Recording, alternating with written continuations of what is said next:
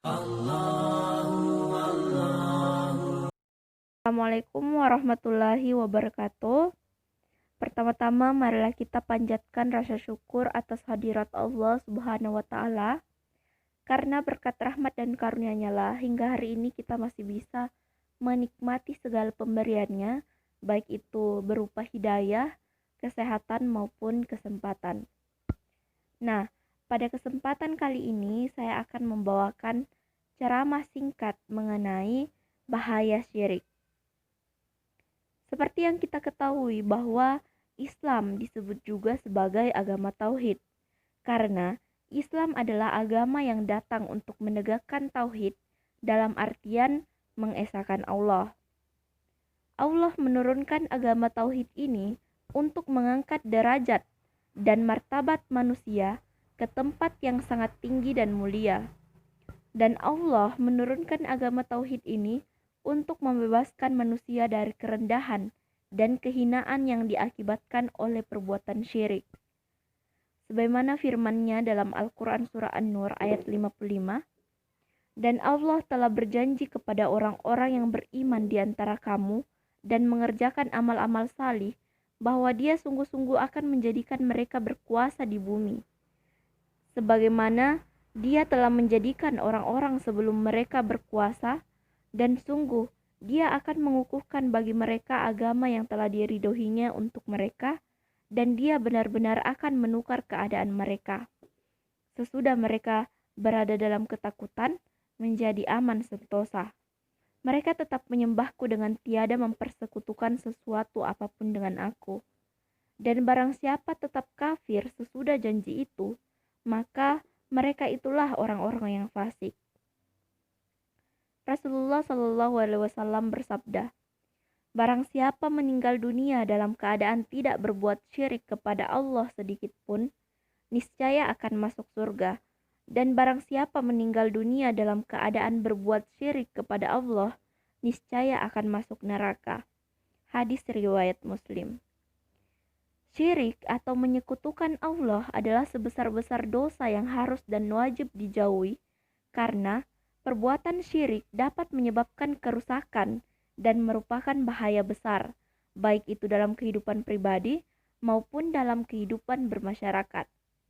Nah, di antara kerusakan dan bahaya akibat perbuatan syirik di sini ada beberapa.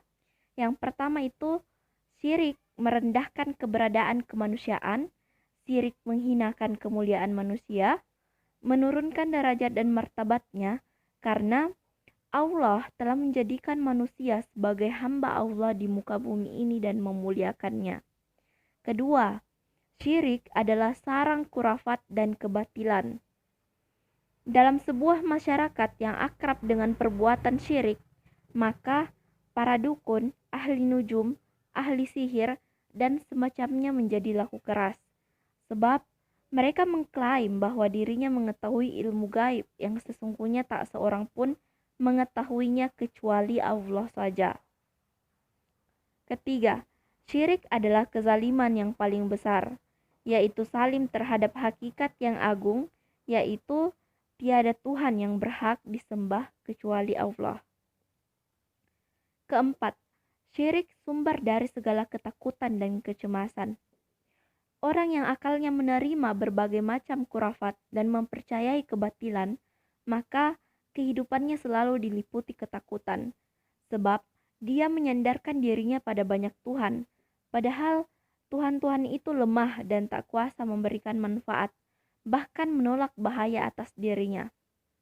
Allah berfirman dalam Al-Quran Surah Al-Imran ayat 151, akan kami masukkan ke dalam hati orang-orang yang kafir rasa takut disebabkan mereka mempersekutukan Allah dengan sesuatu yang Allah sendiri tidak memberikan keterangan tentang itu. Tempat mereka kembali adalah neraka, dan itulah seburuk-buruk tempat tinggal orang-orang yang zalim. Kelima, syirik membuat orang malas melakukan pekerjaan yang bermanfaat. Syirik mengajarkan kepada pengikutnya untuk mengandalkan para perantara, sehingga mereka meremehkan amal salih.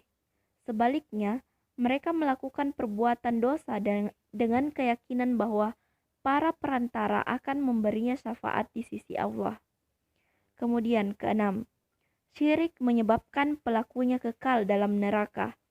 Sebagaimana firman Allah dalam Al-Quran surah Al-Maidah ayat 72, sesungguhnya orang yang mempersekutukan sesuatu dengan Allah, maka pasti Allah mengharamkan kepadanya surga dan tempatnya adalah neraka.